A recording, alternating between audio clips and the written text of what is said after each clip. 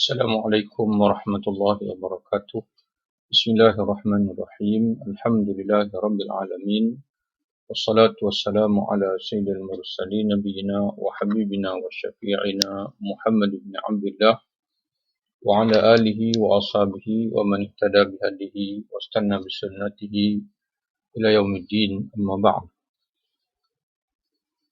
Tuan-tuan perempuan yang dirahmati oleh Allah Subhanahu wa taala, kita sambung pembacaan kita daripada buku Kuasa Usul Fiqh yang ditulis oleh Ustaz Fawaz Fadil Nur.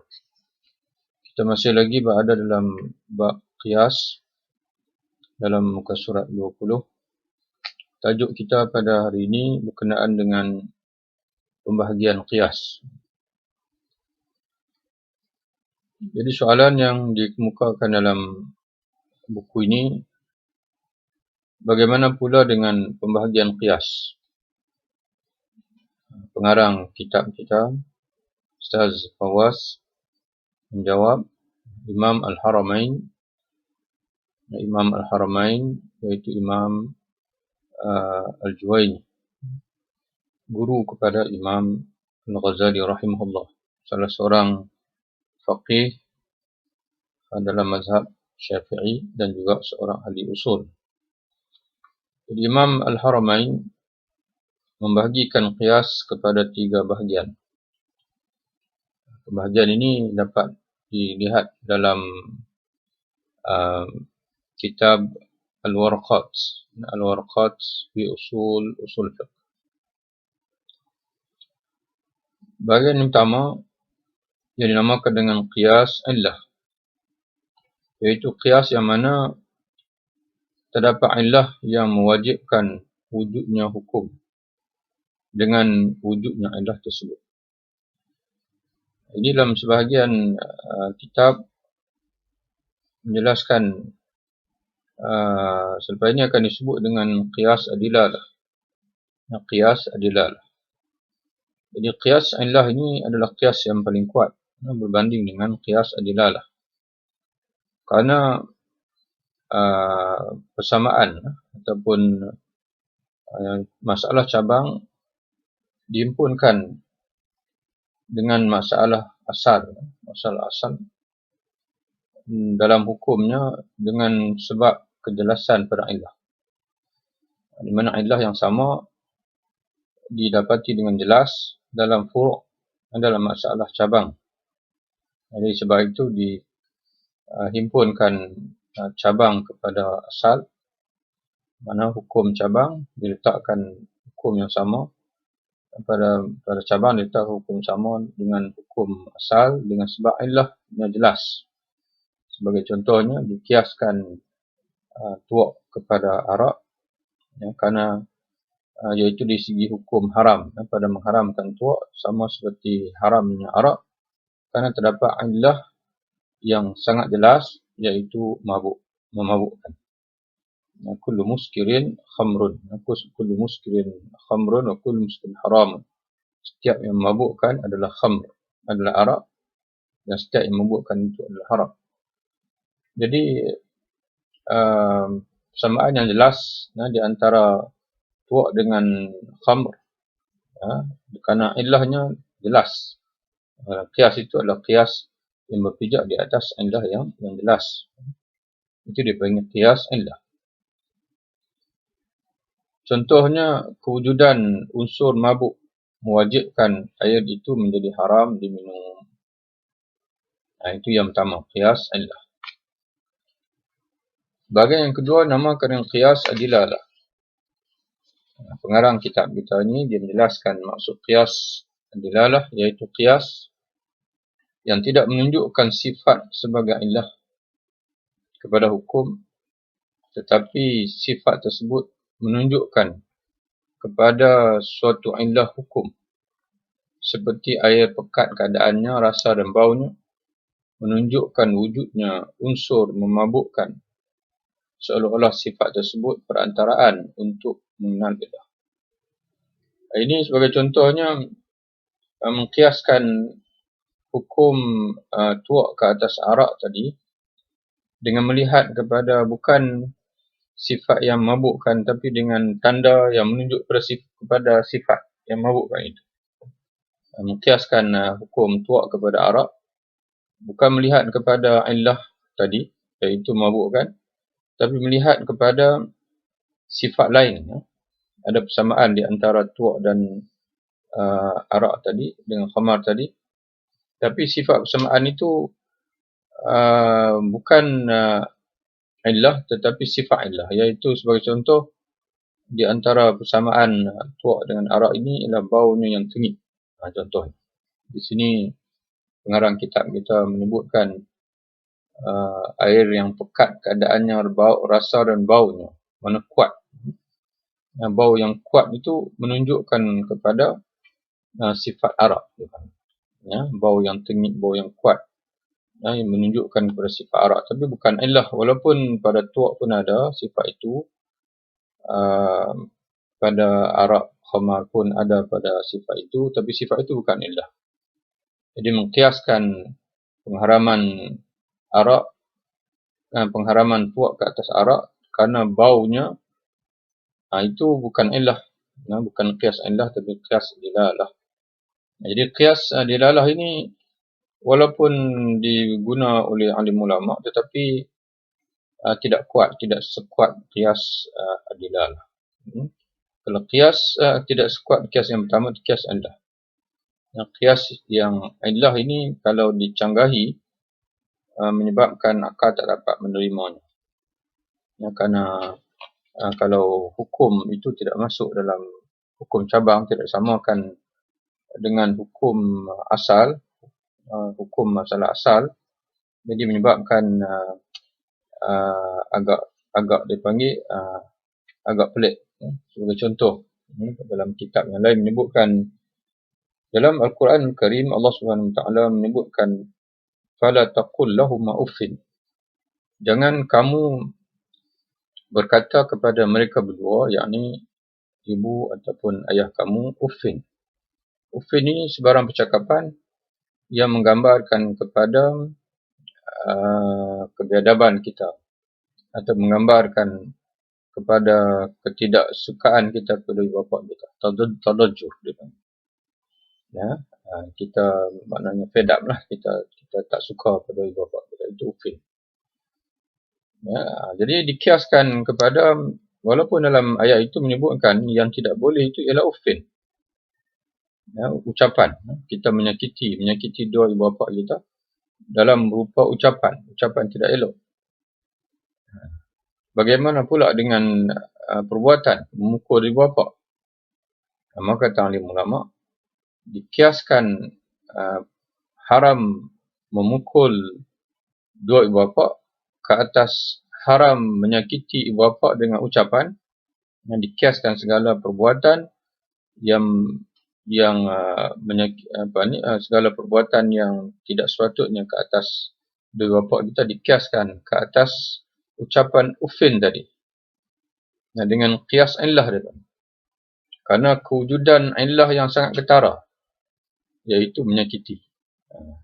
Walaupun dalam ayat tadi tidak disebutkan, Allah tidak menyebutkan jangan kamu mukul dua bapa kamu, tapi Allah Ta'ala menyebutkan jangan kamu berkata kepada ibu bapa kamu uffin. Sebarang ucapan yang menggambarkan kebiadaban kamu kepada ibu bapa kamu. Jadi tapi dikiaskan ke atasnya segala jenis perbuatan yang lain. Segala jenis perbuatan yang memberi impak yang sama, memberi kesan yang sama, iaitu menyakiti ibu bapa. Dengan malah lebih menyakiti mukul bapa itu lebih kuat sebenarnya. Kesakitan itu, kesan itu lebih kuat daripada uffin. Jadi kerana itu qiyas memukul ke atas mengeluarkan ucapan kerana persamaan dari segi illah, iaitu menyakiti dua bapa, itu dia panggil qiyas al-illah. Kerana illahnya kuat. Adapun qiyas dilalah, sebagai contoh dalam kitab yang lain, dia bagi contoh mengkiaskan harta kanak-kanak ke atas harta seorang yang balik. Kiaskan harta milik kanak-kanak yang belum balik ke atas harta kanak-kanak yang telah balik ataupun seorang yang balik dari segi kewajipan mengeluarkan zakat.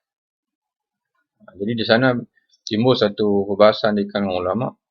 Adakah harta yang dimiliki oleh anak yatim? Ini harta yang dimiliki oleh anak yatim yang belum balik. Adakah diwajibkan zakat ke atas harta dia? Maka ini berlaku khilaf di kalangan alim ulama kita.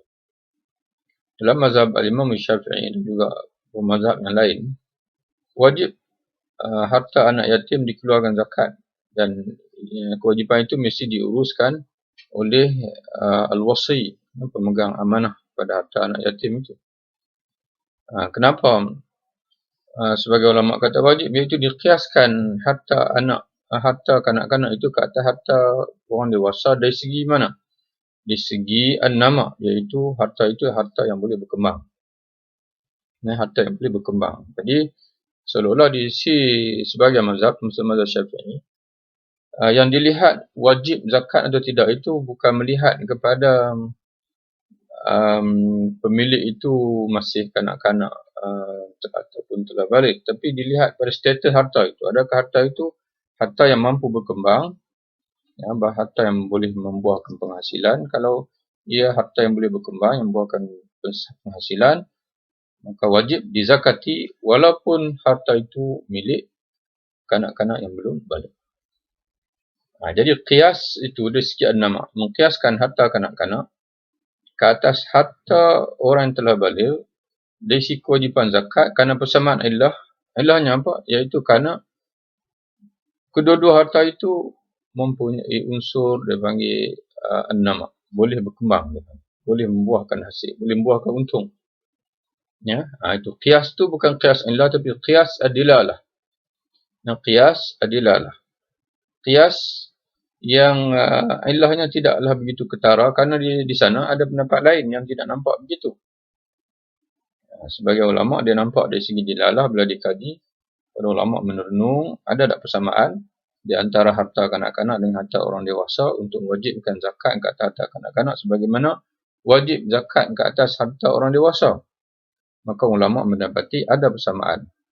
Tapi persamaan itu tidaklah begitu ketara. Kerana di sana Imam Abu Hanifah dia melihat dari aspek lain. Dia kata tidak wajib. Kata Imam Abu Hanifah, tidak wajib zakat ke atas harta kanak-kanak yang belum balik. Kerana dia tidak melihat dari segi harta itu. Dia tidak. Dia melihat dari segi dia mengkiaskan. Dia mengkiaskan juga. Mengkiaskan kanak-kanak ke atas. Dia mengkiaskan zakat ke atas haji. Dia mengkiaskan zakat ke atas haji. Sebagaimana haji tak wajib ke atas kanak-kanak. Begitulah juga zakat tidak wajib ke atas kanak-kanak. Kalau haji kita tahu bahawasanya di antara faktor yang mewajibkan haji ialah istita'ah, kemampuan, dan di antara kemampuan itu dari segi kewangan. Kanak-kanak dari segi kewangan mungkin dia mampu bila dia mewarisi harta yang banyak daripada ayah dia sebagai contohnya, maka dari segi kewangan dia mampu untuk menggunakan kewangan itu untuk mengerjakan haji. Tapi tidak ada ulama yang menyatakan kanak-kanak wajib mengerjakan haji kerana dari segi dia belum balik, orang mukallaf. Jadi Imam Abu Hanifah dia nampak dari segi aspek itu dan dia mengkiaskan zakat ke atas haji. Maka kata dia, sebagaimana haji tidak wajib ke atas kanak-kanak, maka begitulah juga zakat tidak wajib ke atas harta kanak-kanak. Tapi Imam Syafi'i rahimahullah dia mengkiaskan harta kanak-kanak itu ke atas harta orang dewasa melihat dari segi persamaan illah pada kemampuan harta itu untuk berkembang. Jadi sebagai contohnya, kalau seorang kanak-kanak itu dia mewarisi perniagaan ayahnya, diuruskan oleh orang lain, maka wajib dikeluarkan zakat kerana walaupun dia kanak-kanak tapi harta itu sama, mempunyai persamaan dengan harta orang dewasa, dari segi qabulun nama, kemampuan harta itu untuk berkembang. Jadi antara sifat harta yang selalu disebut oleh ulama yang menjadi faktor wajib zakat ialah bila harta itu boleh berkembang. Jadi sebab itu harta tidak wajib atas aset dia panggil. Atas aset, sebagai contoh macam rumah dia wajib zakat. Atas dia panggil barang-barang komputer dan sebagainya tidak wajib zakat. Begitu juga harta wakaf. Harta yang milik wakaf tidak wajib zakat kerana dia tidak boleh berkembang lagi. Kan dia telah beku dan tidak boleh berlaku lagi pengembangan di situ. Kalau wakaf pula kerana dia bukan milik individu, dia bukan milik ketam, dia milik bersama. Itu di antara faktor-faktor yang selalu disebut oleh ahli ulama dalam menghuraikan persoalan berkait dengan zakat. Kemudian satu lagi, dalam sebahagian kitab menyebutkan qiyas dilalah, kata mereka, iaitu qiyas yang ilahnya tidak mewajibkan hukum yang sama ke atas furuk, tetapi hanya menunjukkan kepada hukum berdasarkan istinbat para fuqaha. Dalam erti yang lain, ilah tersebut tidaklah ketara. Ilah tersebut tidaklah ketara, yang tidak zahir sebagai faktor hukum untuk dikatakan akal menganggap buruk jika tidak disamakan hukum furuk dengan hukum asal kerana persamaan ilah tersebut. Kerana persamaan ilah berkias ini antara asal dan furuk hanya berdasarkan istinbat seorang faqih dengan menggandingkan beberapa sifat atau sisi persamaan antara kedua-duanya yang antara furuk dan juga usul. Namun jika dilihat pada sisi atau sifat lain, mungkin nampak pula perbezaan antara kedua-duanya. Maka hukum antara keduanya menjadi berbeza pula, tidak sama lagi. Contohnya, mengkiaskan harta kanak-kanak yang belum baligh ke atas harta milik seseorang yang telah baligh dalam hukum wajib zakat ke atas kedua-duanya kerana persamaan ilah, iaitu harta yang boleh tumbuh atau boleh berkembang. Qiyas ini jika dicanggai tidaklah dianggap buruk, iaitu sebagaimana pandangan Imam Abu Hanifah. Tidak wajib zakat ke atas harta kanak-kanak dengan mengkiaskannya ke atas haji yang hanya diwajibkan ke atas orang baligh, tidak wajib atas kanak-kanak. Itu yang disebut oleh ulama dalam kitab yang lain. Jadi ala kulli hal, perbezaan di antara qiyas illah dan qiyas dilalah dari segi kejelasan illah itu. Kalau illah jelas, persamaan hukum di antara furuk dan usul itu, persamaan hukum ditetapkan kerana illah yang sangat jelas, seumpama mengkiaskan ad-darbu alal uffin tadi, memukul dua bapa, dikiaskan ke atas larangan mengucapkan uffin tadi kerana mempunyai persamaan illah yang sangat ketara, iaitu menyakiti. Kedua-duanya menyakiti dua bapa. Adapun qiyas dilalah, persamaan dari segi hukum itu tidak berdasarkan kepada illah yang jelas, tapi berdasarkan kepada sifat-sifat yang tertentu yang diistinbatkan oleh ulama yang boleh menunjuk kepada persamaan illah, tetapi tidaklah benar-benar jelas persamaan tersebut. Bahagian yang ketiga, qiyas jenis yang ketiga disebut qiyas asy-syabah. Qiyas asy-syabah, iaitu suatu keadaan yang berlaku ketika perkara furuk ditarik oleh dua asal yang mempunyai keserupaan sifat dengannya. Contohnya, seorang hamba apabila ia dihubungkan dengan manusia atau haiwan apabila dilakukan jenayah ke atas. Jadi qiyas syabah ini, syabah makna mirip. Satu masalah cabang, ia mempunyai kemiripan dengan dua asal, dua masalah usul, dua asal yang berbeza. Satu cabang boleh dikiaskan kepada dua masalah yang asal. Kalau tadi kita kata kita kiaskan tuak kepada Arab, ada satu saja. Tapi sekarang ni ada satu masalah yang baru, tapi mempunyai mirip dengan dua masalah asal. Masalah asal ni iaitu masalah yang disebut dalam Quran ataupun dalam hadis hukum. Sebagai contohnya, di sini dia bawa kes seorang hamba. Ini contoh zaman dululah, tapi kita pelajari, kita bawa sini. Kes seorang hamba apabila dia dibunuh ataupun dirosak. Ya. Jadi sudah tentu kita sedia maklum bahawasanya bila seorang manusia itu dibunuh ataupun dicederakan anggotanya, maka timbullah hukum di sana, hukum qisas ataupun hukum diat, membayar pampasan atau ganti rugi. Tapi sekarang ni yang dibunuh itu ialah hamba, seorang hamba. Yang dibunuh ataupun yang dicederakan anggotanya itu adalah seorang hamba. Jadi sekarang ni hamba itu bila nak diselesaikan tuntutan pampasan, sebagai contoh pertuan dia, tuan dia menuntut hamba dia telah dibunuh ataupun dicederakan. Jadi sekarang ni hamba itu nak dikiaskan dengan manusia merdeka ke, ataupun nak dikiaskan di sini kata kepada benda ataupun haiwan. Kenapa timbul begitu? Kerana dari satu segi, hamba ni pada zaman dulu lah, hamba ini dia boleh dijual beli. Dia boleh dijual beli. Dia boleh diwakafkan. Dia boleh dihadiahkan, dihibahkan. Itu hamba. Hamba boleh dijual, boleh diwarisi. Itu hamba.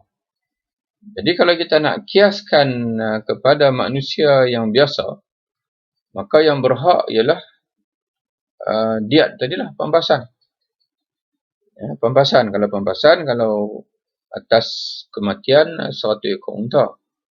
Tapi kalau kita kiaskan dia, kerana dia ni boleh dijual, boleh dibeli, boleh diwarisi dan sebagainya seorang hamba, maka dia sama macam barang dagangan. Atau bersama dengan malun. Jadi kalau dari segi situ, kalau kita ambil hukum hamba ni, dia adalah harta, maka pampasannya mengikut nilai harta lah. Bukan mengikut diat. Jadi sekarang ni, yang mana yang lebih mirip? Hamba ni kedudukan dia lebih mirip kepada seorang manusia ke? Melihat dari segi kita kata jenis dia memang manusia, ataupun dikiaskan kepada benda, harta. Ini kita bicarakan dari segi macam mana nak selesaikan pampasan pertuan dia. Apabila hambanya itu dibunuh ataupun dicederakan sehingga rosak anggota, hamba tak boleh bekerja. Contoh begitu. Dan para ulama mentarjihkan dikiaskan kepada benda. Kedudukan hamba itu dikiaskan, dalam maksud ini dikiaskan dia itu sebagai benda, iaitu dibayar ganti rugi berdasarkan kepada nilai. Dan nilai itu mungkin boleh tinggi, lebih tinggi daripada diat itu lagi. Boleh lebih tinggi daripada diat itu lagi. Ya. Jadi tuan-tuan yang rahmatullahi Allah Ta'ala sekalian, begitulah beberapa contoh qiyas disebut. Mungkin memang agak berat pembahasan ni, tapi itulah ulama membahaskan, mengajar kita untuk membahaskan berhubung dengan persoalan qiyas ini. Qiyas terbagi pada 3 cabang, kata penulis kitab kita ini, iaitu qiyas illah, qiyas dalalah atau dilalah, dan qiyas asyabah. Jadi yang pentingnya tuan-tuan sekalian, kita sebagai orang awam ini, kita dapat memahami bahawasanya di antara kaedah para alim ulama menyelesaikan permasalahan yang baru ialah dengan qiyas, dengan cara qiyas. Mana membandingkan masalah yang baru dengan masalah yang dah sedia ada hukumnya dalam Al-Quran juga Sunnah. Bila terdapat persamaan illah. Kalau persamaan illah itu kuat, jelas, nanti dia panggil qiyas illah. Kalau persamaan itu hanya dari segi sisi ataupun sifat-sifat yang tertentu, yang mana sifat-sifat itu boleh menunjukkan kepada illah, tidak sebetul-betulnya illah tapi menunjukkan kepada illah, dilalatul adilalah ala illah, maka itu disebut qiyas adilalah. Dan qiyas adilalah itu tidak sekuat qiyas illah, tapi dipakai oleh alim ulama. Jadi, dan satu lagi ialah tengok pada kalau suatu masalah baru itu kelihatannya boleh dikiaskan kepada beberapa masalah yang ada dalam Quran dan hadis, maka hendaklah dicari masalah yang mana yang paling mirip dengan masalah baru. Hukum yang mana dalam Quran atau hadis yang paling mirip dengan masalah yang baru muncul. Wallahu a'lam bishawab. InsyaAllah nanti kita sambung lagi pembacaan buku kita ini. Yang menariknya, pengajian usul fiqh ini dia tamrin al-aql. Dia melatih akal kita untuk berfikir. Kita berfikir macam mana alim ulama kita berfikir. Wallahu a'lam bishawab. Assalamualaikum warahmatullahi wabarakatuh.